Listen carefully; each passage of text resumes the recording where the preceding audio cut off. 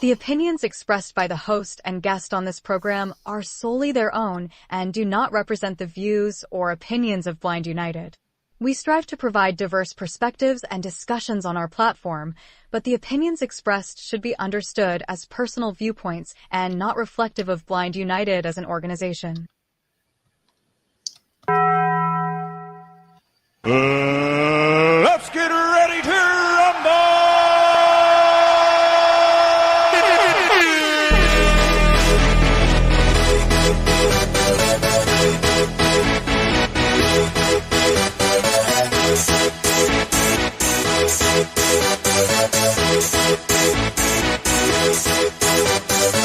Y'all ready for this?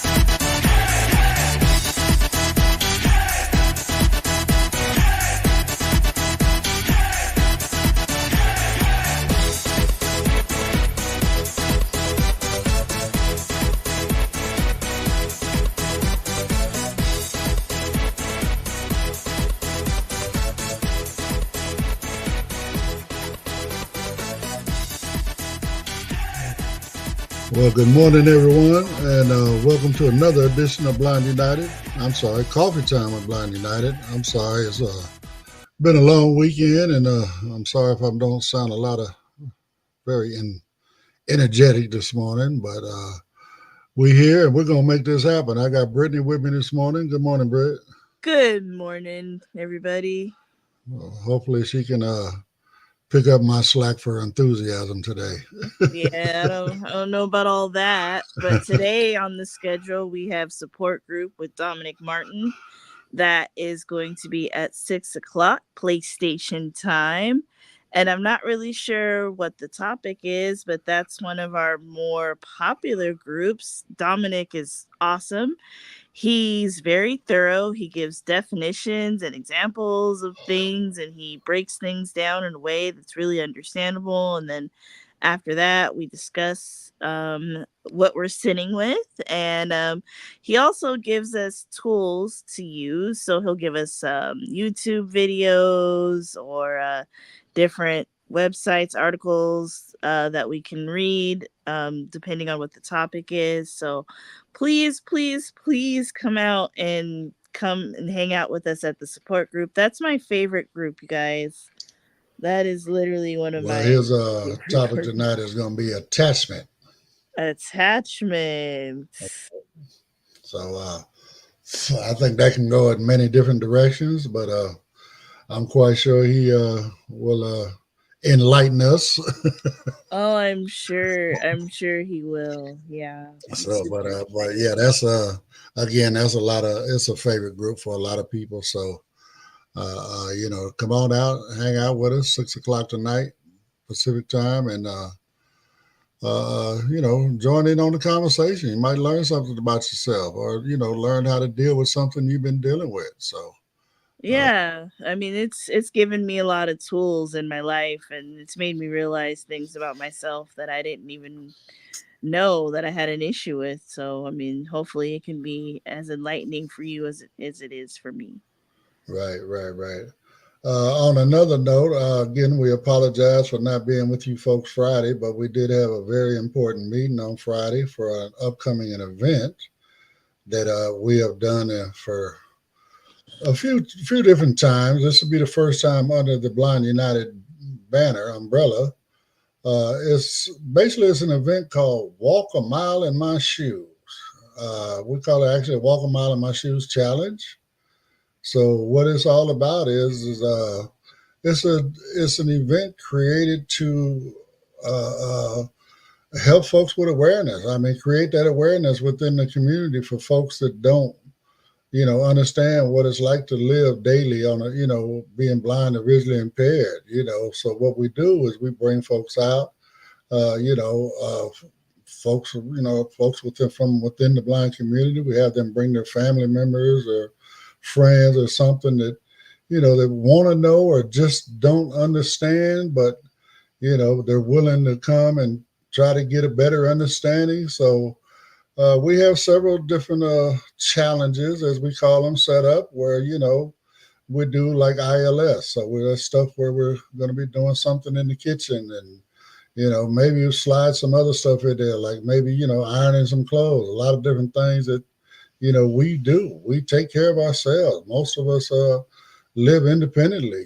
We do all that stuff by ourselves, wash our own clothes, all that kind of stuff. But at the same time, it's a whole nother experience when you're doing these things, blind. And in this case, the challengers or the challengees, right? They will be they'll be blindfolded. We'll put a sleep shade on them and okay, let's see if you can do this. Okay, let's see if you can do that. And then there's other stations like like your iPhone. I mean, I have iPhone. Most of us in our community have iPhones. I mean, don't get me wrong. There's quite a few Android users out there as well, but the majority of us have iPhones. So, see if you can operate your iPhone like we do. We turn voiceover on, turn screen curtain on. Okay, now you can't see the screen. You got to navigate it by sound. All these various kind of things. It ain't no more just, touching the app open. No, you got to navigate to the app and then you got to double tap on it, So that's another one of them. And then, showing folks how we get on the internet and stuff, using our computers with screen readers and stuff like that, as well as, other assistive technologies, but also, a Braille thing, where we show you what Braille is like, and how we read Braille and all that kind of stuff. And then the last and generally is the one that creates the biggest impression on folks is we take them and we give them a mobility lesson on how to use their cane properly and stuff like that. Put a blindfold on them, give them a sighted guide. I mean, so we don't want anybody to hurt themselves. And then we take them for a walk. Since we're going to be down in Claremont, and that is October the 12th this year, so save that date. But again, we'll take them for a walk. We'll leave the center and we'll walk from the center down to one of the main boulevards, Indian Hill. Then we'll walk down the main boulevard a little ways and cross over the railroad tracks and go into the outskirts of the village. We don't want to get too deep into the village because there's a lot of stuff going on in the village where they literally have tables and stuff set out on the sidewalk. I believe they call that dining al fresco. But I mean, we were just there Friday, and after our meeting, we decided to go have lunch. So we walked over into the village, and I don't know, we walked in the tables, at least 2-3 different times, right, Britt? I mean, people just had their stuff stuck all out on the sidewalk. Yeah, it was a great way to meet people. It's always a great way to, somebody's drinking their coffee or whatever, just plow into the table. So we met a lot of new people. It was very nice.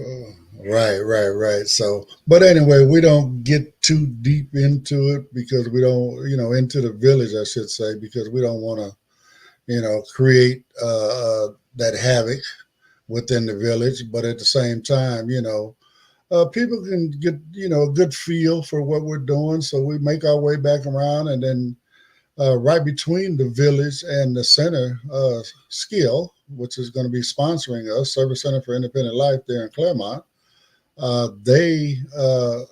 We have the Metrolink station between us. So basically, after we come out of the village, we make our way through that Metrolink station, which is not an easy task. It's there's no.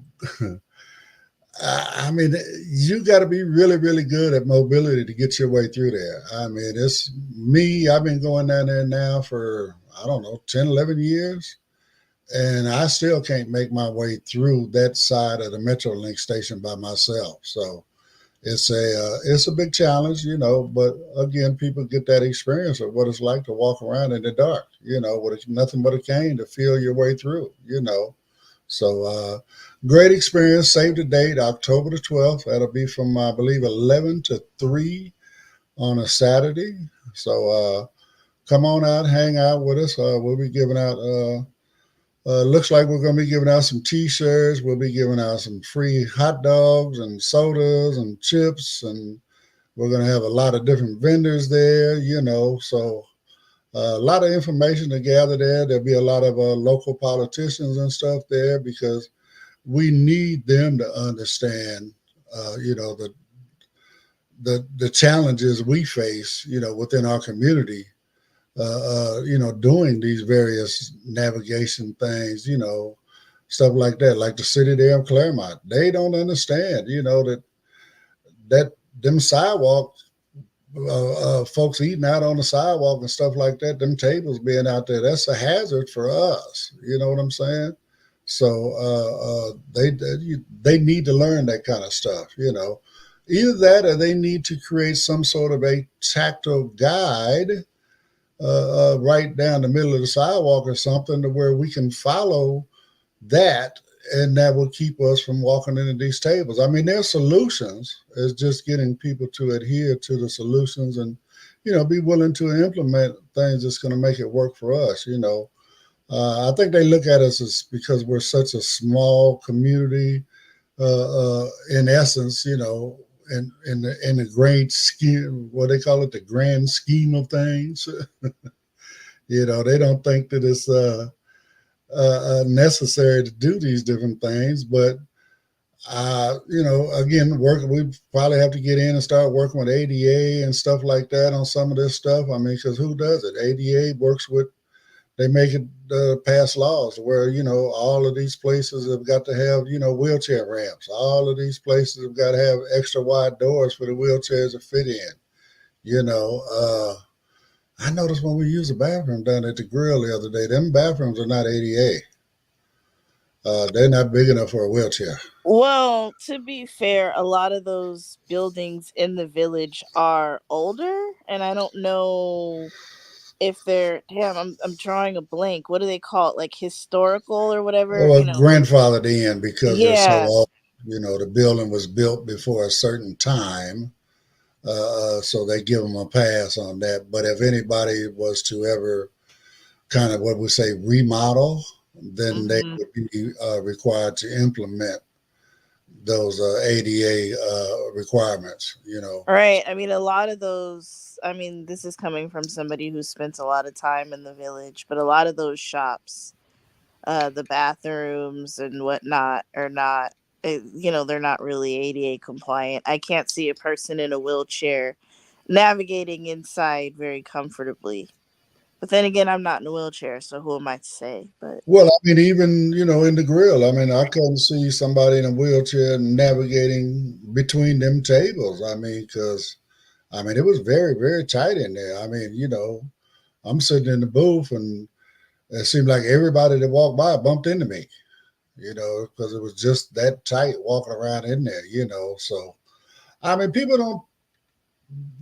I hate to go here, and there's no, I'm not holding it against sighted people, but because you're sighted and you can see these pathways and stuff like that, it doesn't affect you the way it affects us, So, but again, that's another reason for Blind United. We're trying to create that one voice thing. So, like I say, most places, especially new constructions or, folks built after a certain period of time, again, they got all of the wheelchair ramps. They got all the wide doors. They got wide, bathroom stalls, accessible bathroom stalls, the deaf community. They got TTY. They got closed caption, it's just so many things. But these communities, they all speak with one voice. So therefore they're able to get what they need to get. And that's one of the problems within our blind community. We don't speak with one voice. So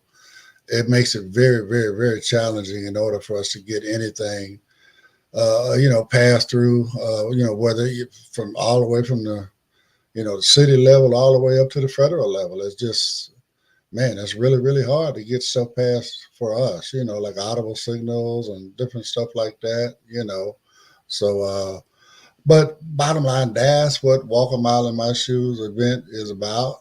It's about trying to, create that awareness and let people see the challenges and stuff we've had that we have to deal with on a daily basis. Whether it's us being out and about in our mobility or even in the home, trying to pour yourself a cup of water, a cup of coffee, or whatever, just different things in the house. There's different techniques that we had to learn in order to sweep a floor or vacuum a floor or whatever, So, I mean, we actually went to training center. Most of us went to training center and learned these various skills. I mean, there are people that, that grew up, been blind all their lives, and, they kind of figured out a lot of this stuff on their own, I believe, but then I've also seen a lot of them end up in a training center as well, just to fine tune their skills, if nothing else, anyway, again, like I said, save that date, October the 12th, and that's going to be in Claremont on a Saturday. And I'm pretty sure it's going to be from 11 to 3 in the afternoon. It'll be the fall, so the weather be cooling off. Everything will be nice. And, we plan to have a really good time with it. We have a lot of fun doing that stuff. We try to, again, we're not there to humiliate anybody, none of that. I mean, that's the last thing we're trying to do. Again, our whole goal is just to try to create awareness as to how we live our best life. So, you got anything you want to add to that, Britt? No, I think you pretty much covered everything, Ed. Okay, well, so anyway, let me see.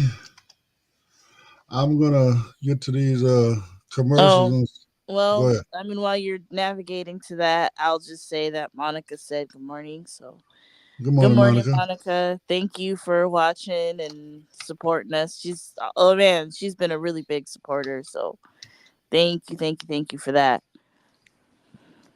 Right. So, all right. Well, I'm gonna play these commercials, and then we'll be back on the other side in a brief moment.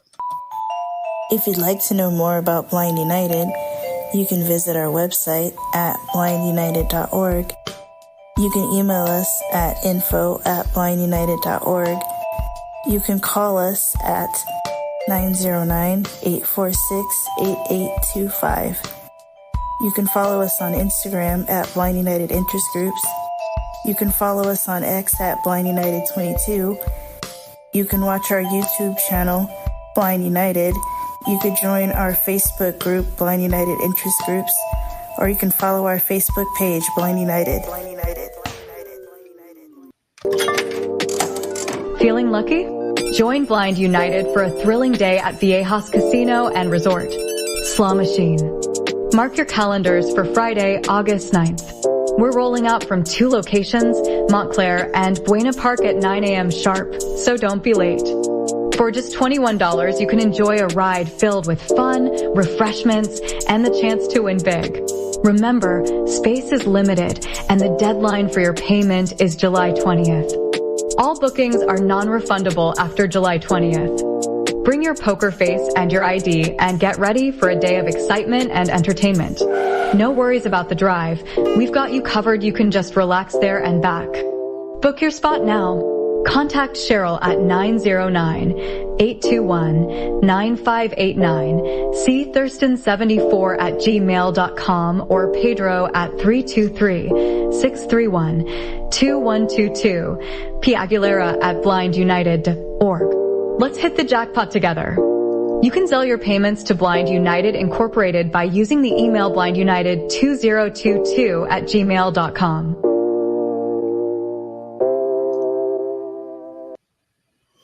All right. Well, the cutoff time for that is coming up soon. Please, we still got a few seats available. If you want to be a part of what we're doing down there, go down and have a nice time, hang out at the casino, maybe possibly run over to the outlet center, do a little bit of shopping. Like I said, run up in that casino, man, and hit you a jackpot, right? You know what I'm saying? Maybe hit a big enough jackpot to change your life. So, For bus 1 that is leaving out of Montclair, that bus you would reach out to Cheryl Thurston. And then for bus 2 that is leaving out of Buena Park, that's who you would contact, Pedro. Also, if you're a Spanish speaking person and just more comfortable speaking Spanish, you can also reach out to Pedro. But ultimately, if you want to go, please Zelle your money to Blind United Inc. at blindunited2022@gmail.com. And we'll get your seat booked and get you locked in to where when August 9th rolls around, we on our way. I mean, it's going to be a nice day. I know we're being a little ambitious doing 2 buses, but we're trying to serve, 3 counties within that. I mean, the Buena Park bus is, it's Orange County, but it's also on, right on the county line for southern LA County. And then the Montclair bus is right on the border pretty much of, LA County, northeastern or LA County, as well as being on the western border of San Bernardino County. So either way you want to, come in, we're trying to make sure access does go to both of those spots. So whether it's LA, you guys don't have any problem.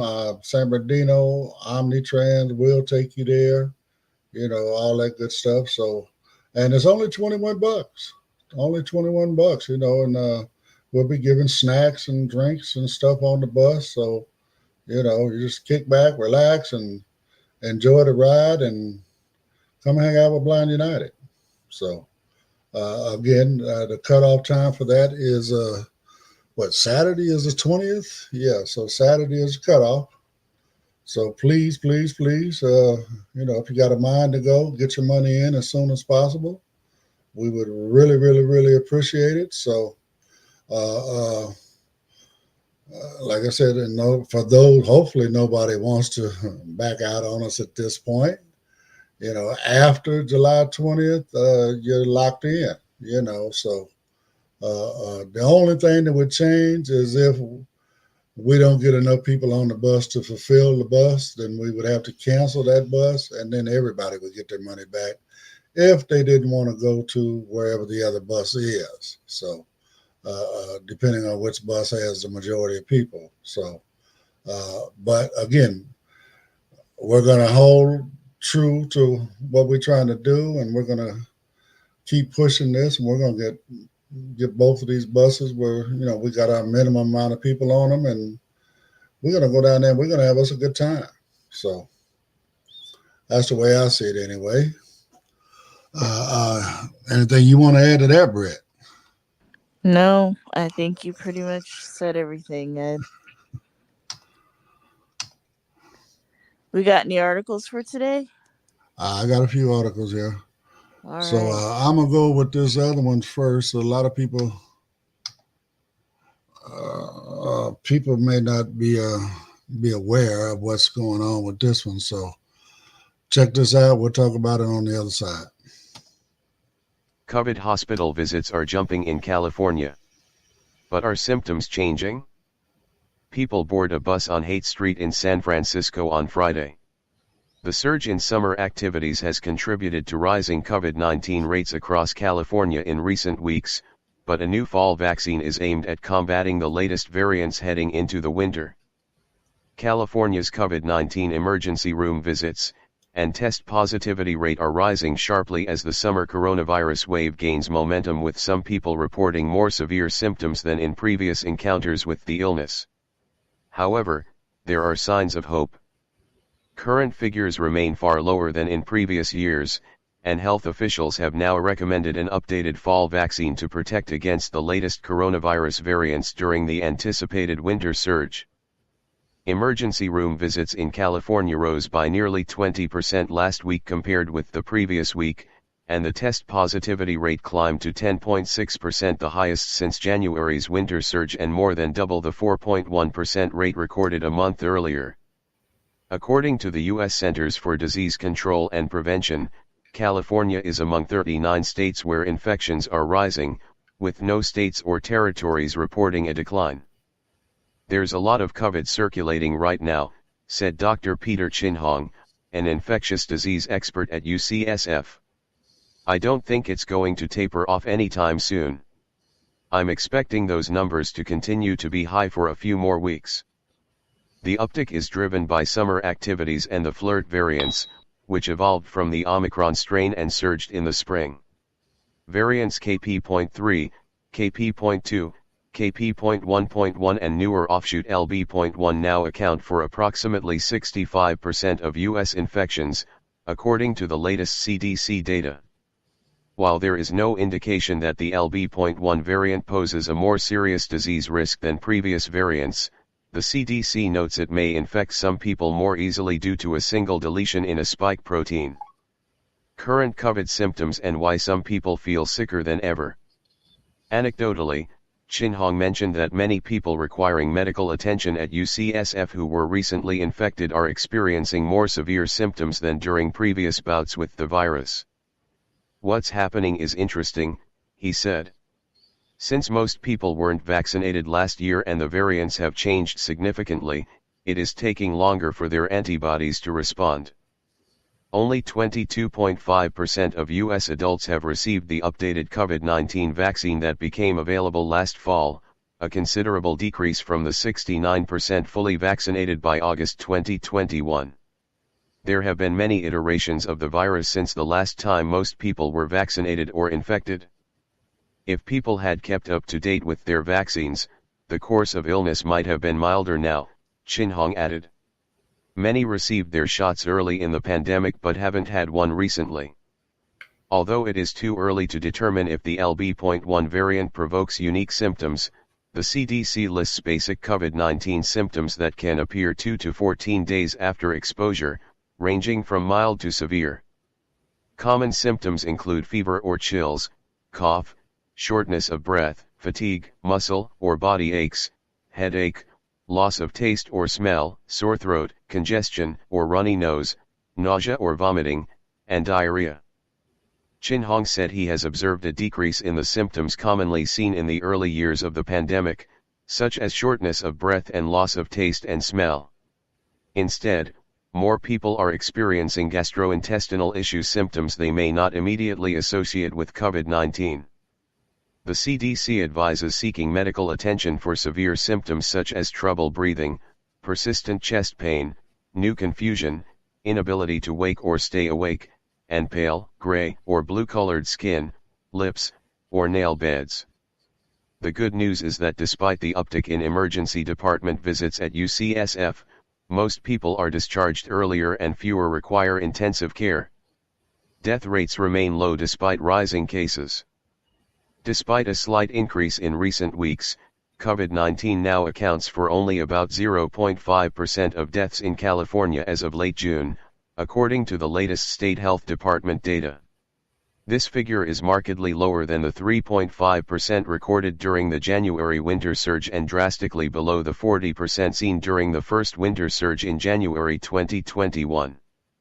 Before this summer's increase, the percentage of deaths attributed to COVID-19 had stayed well below 1% since March.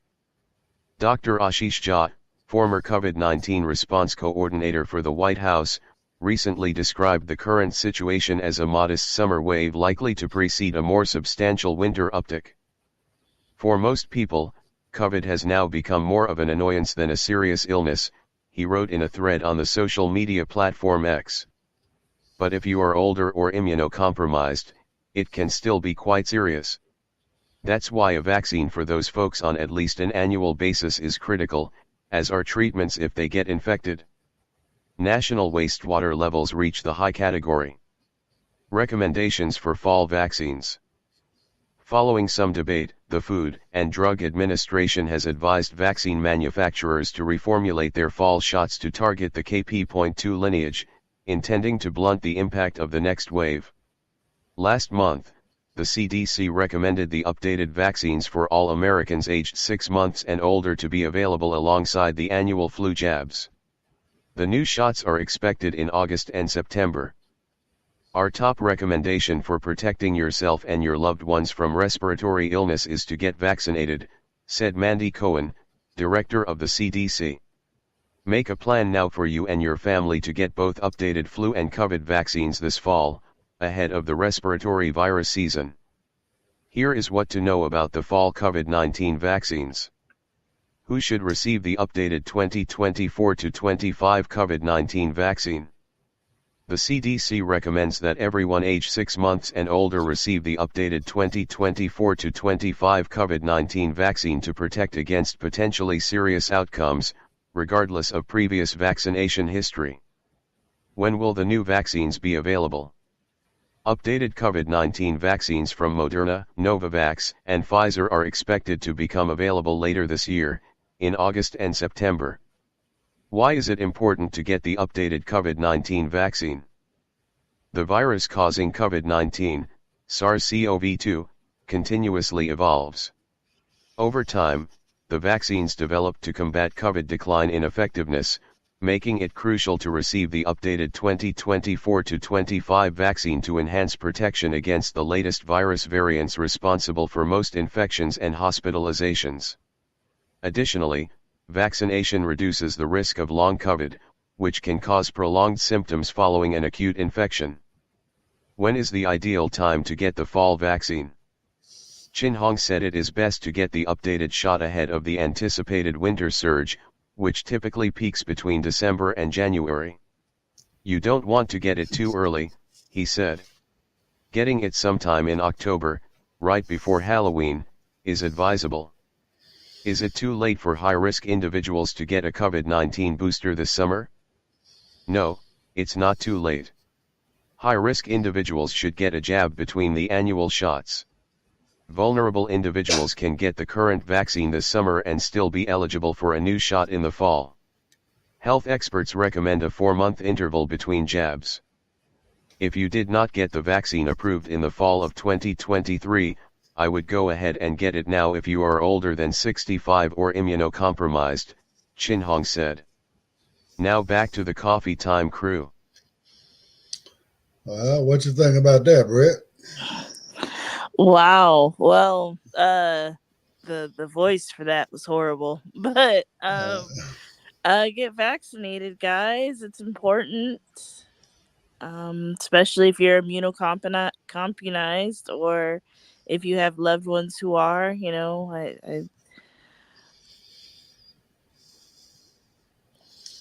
Well, I mean, I am vaccinated. I've gotten several shots. I actually just got one about a month and a half at the most.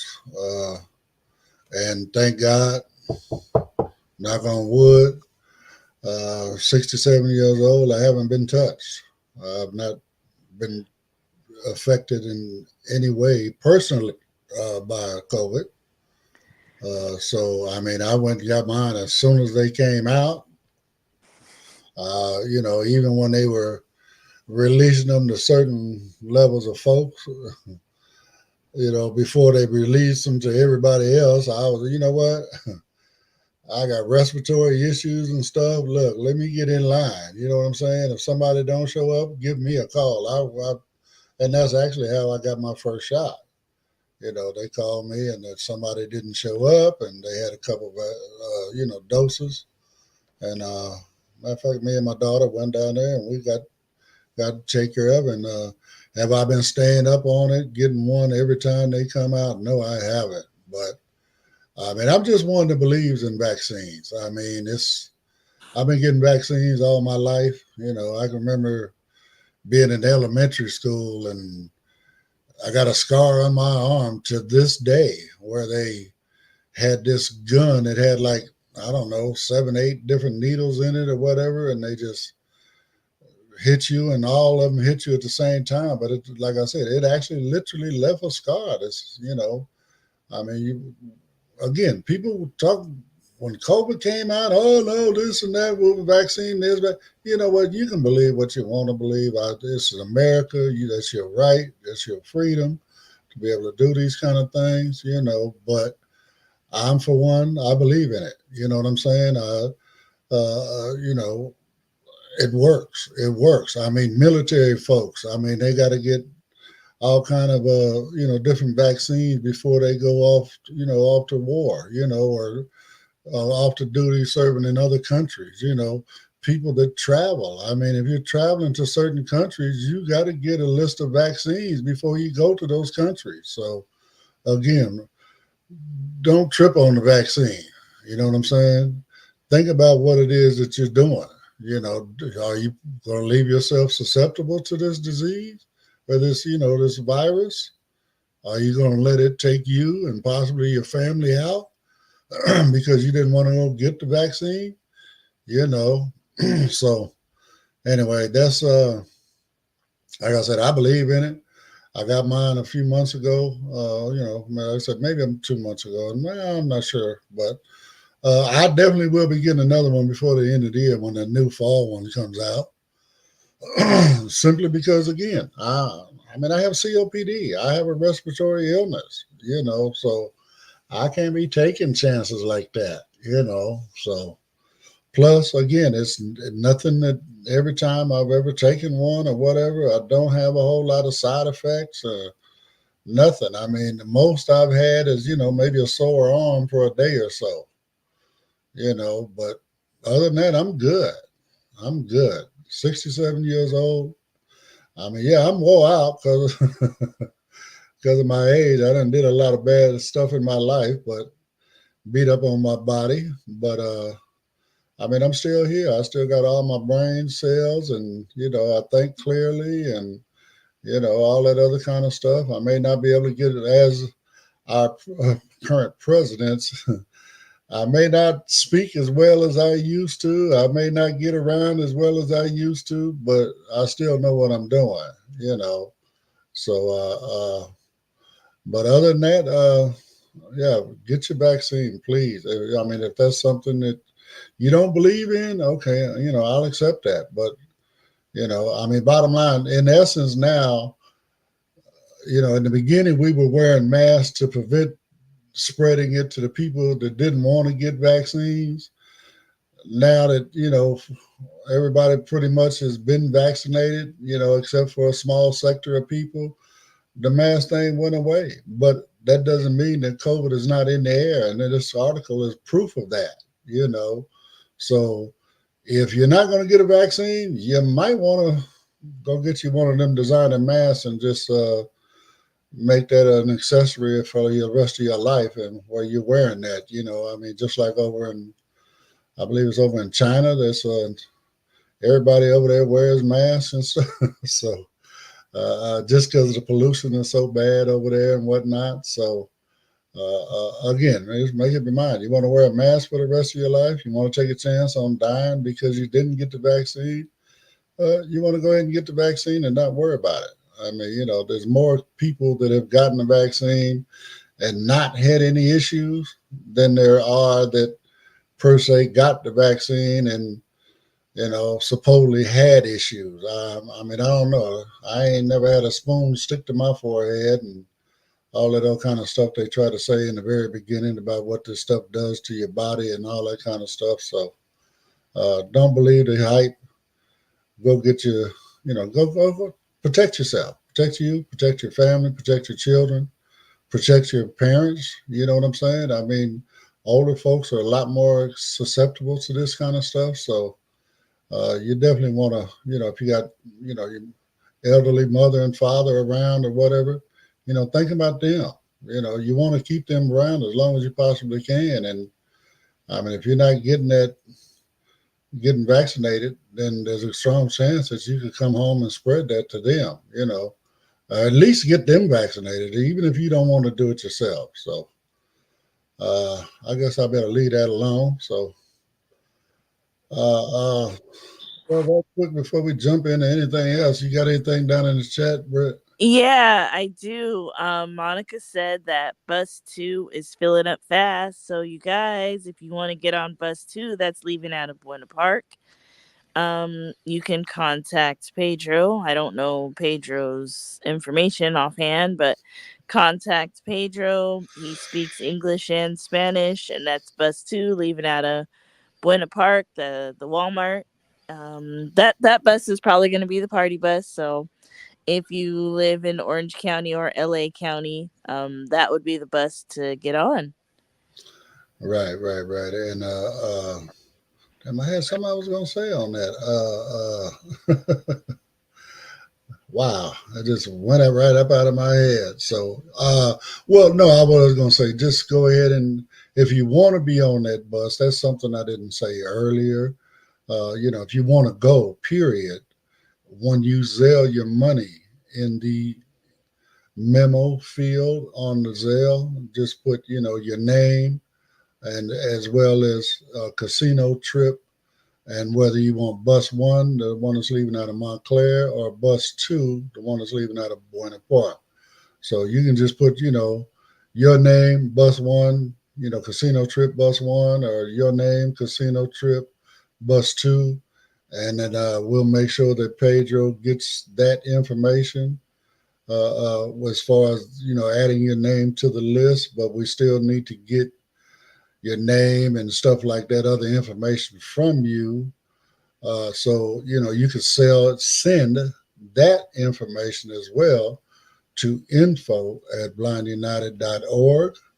And we will make sure that the proper person gets that information so they can add you to the manifest for that bus.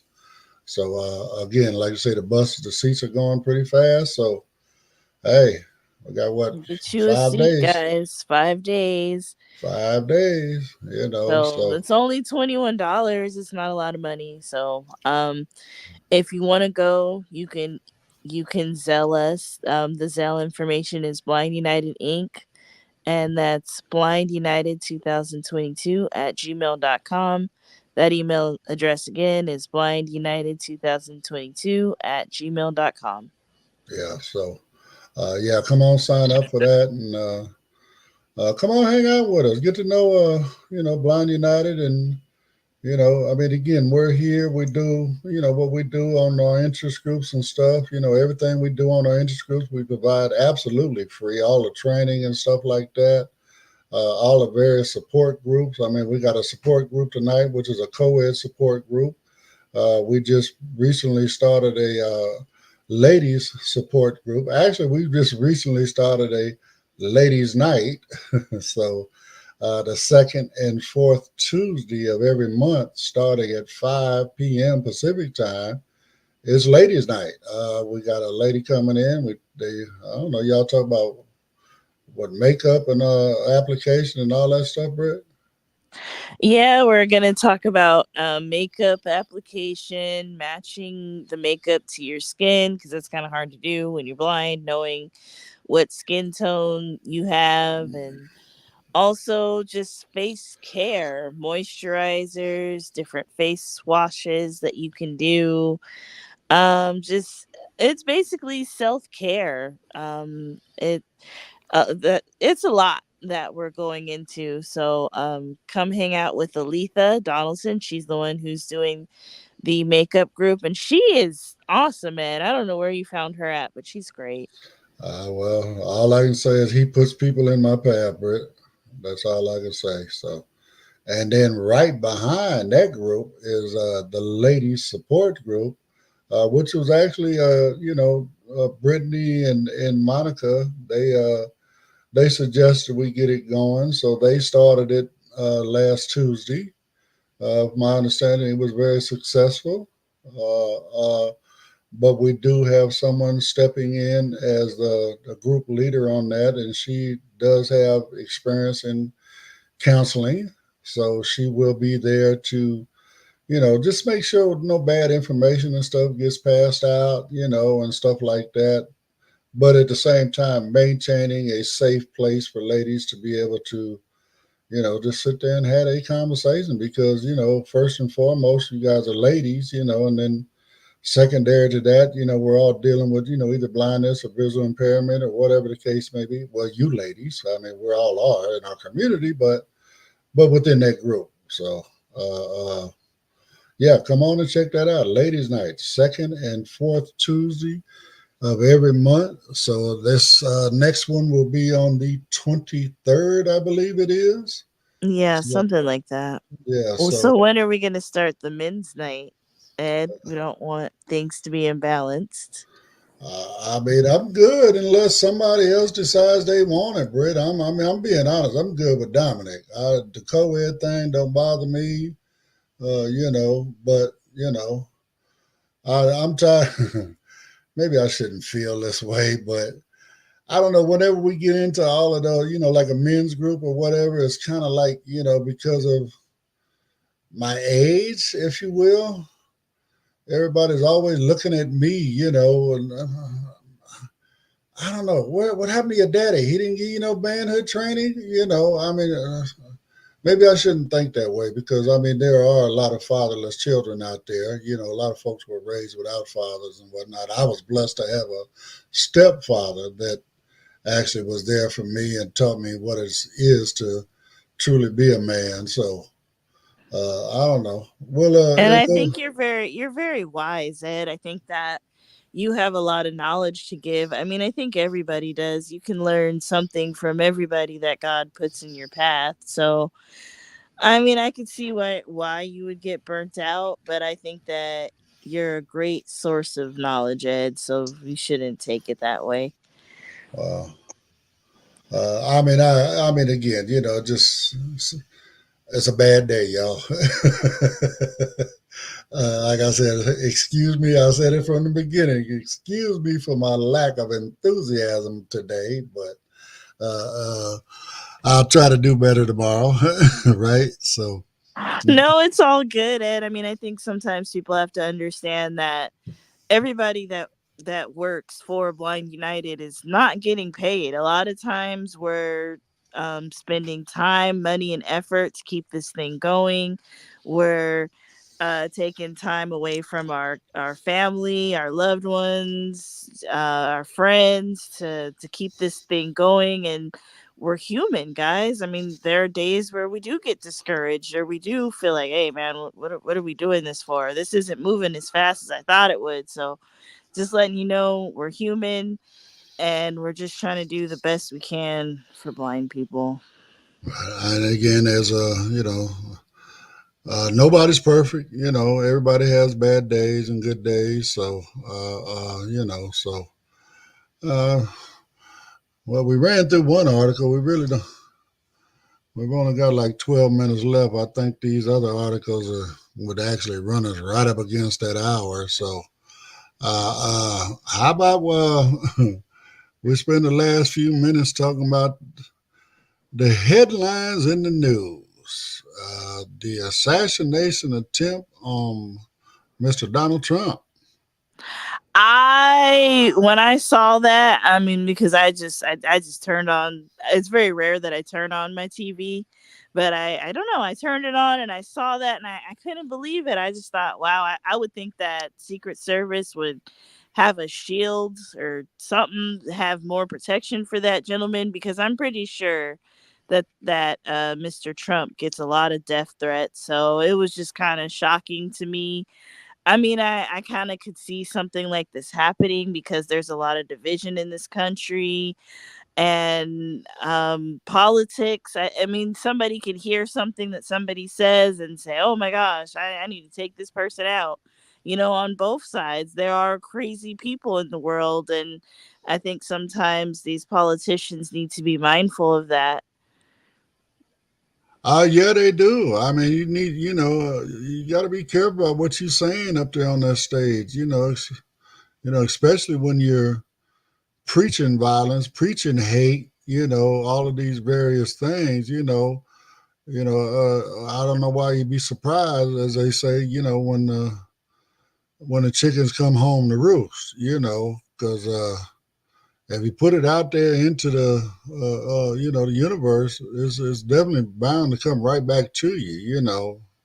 I mean, I know there's going to be a lot of changes when it comes to this rally security, especially. I mean, it seems like we've been the election campaigning has been going on for about a year now, but actually we're just really getting into the actual campaign season being, that both conventions are happening, and if they haven't happened, they're getting ready to happen, so that's when the main part of the campaign is really, jumping off. But yeah, I mean, I think there's going to be a lot of changes. The surprising thing to me was the fact that what I heard that, supposedly this young man, 20 years old, I can't remember his name, he's a registered Republican.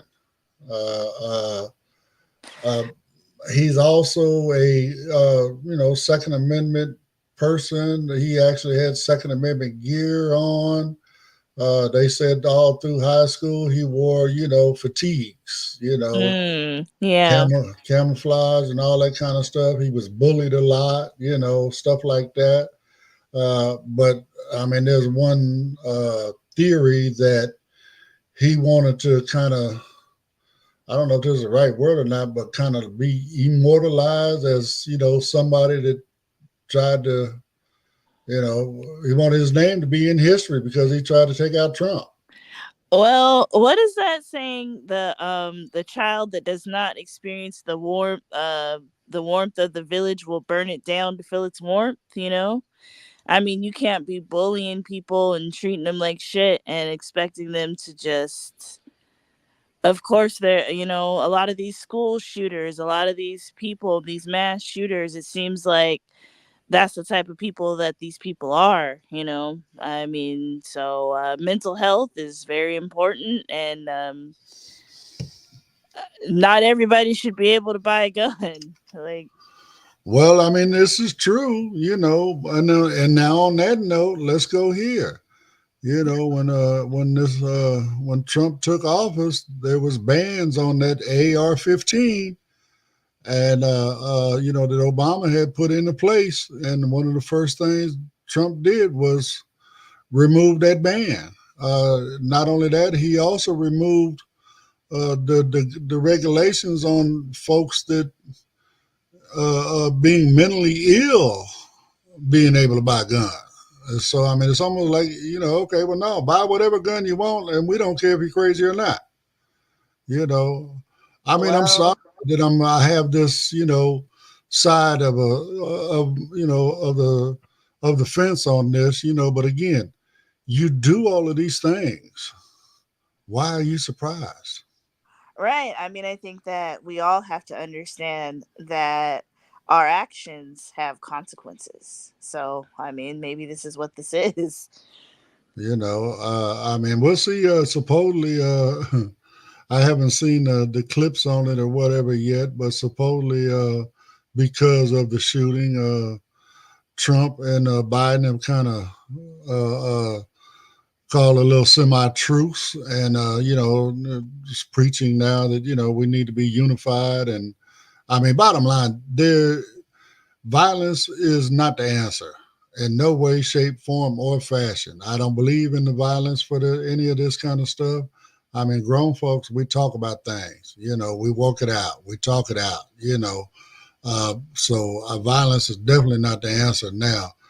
Am I a Trump fan? Anybody that knows me knows that I am not a Trump fan. But do I want the man to be dead?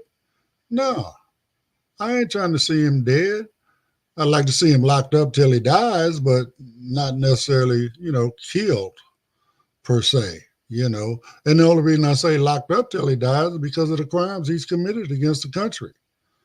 I believe he there's nobody above the law. And he feels that he is. And Supreme Court is trying to make it to where he truly is, I mean, I don't know if you've seen in the news this morning, what's her name? Eileen Cannon, handling the documents case down there in Florida.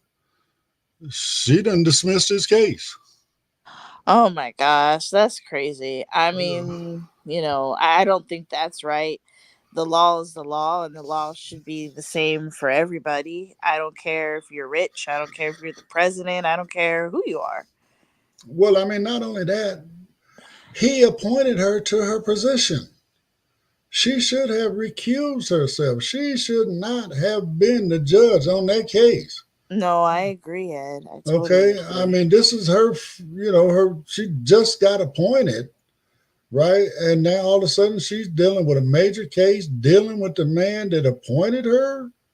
You know, so I mean, but anyway, they supposedly dismissed it on the grounds that I guess according to her logic, I'm gonna let the experts, deal with it. But they said, according to her interpretation of the Constitution, that Congress is the only one that could appoint a special counsel. Congress is the only ones that can approve funding for a special counsel.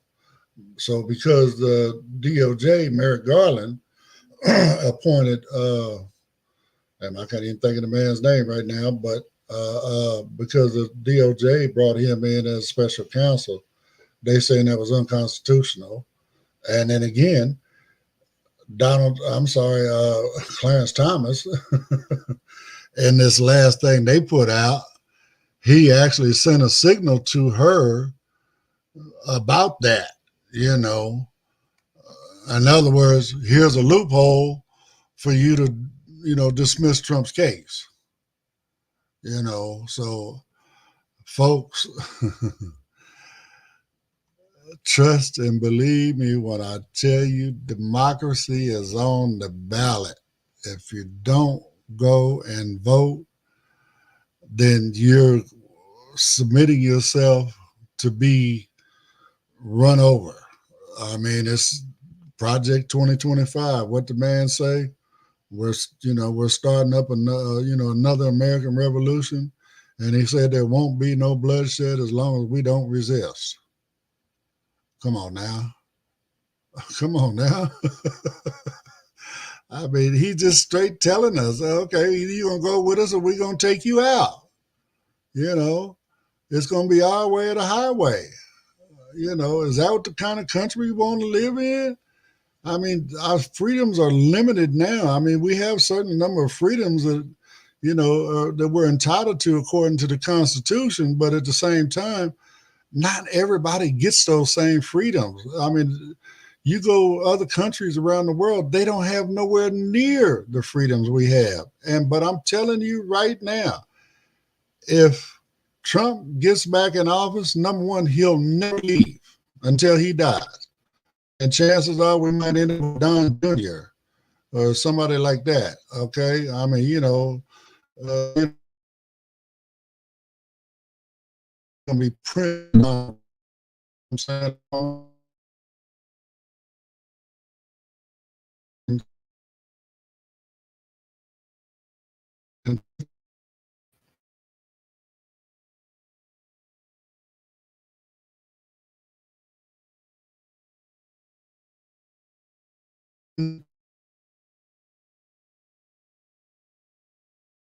in 12 minutes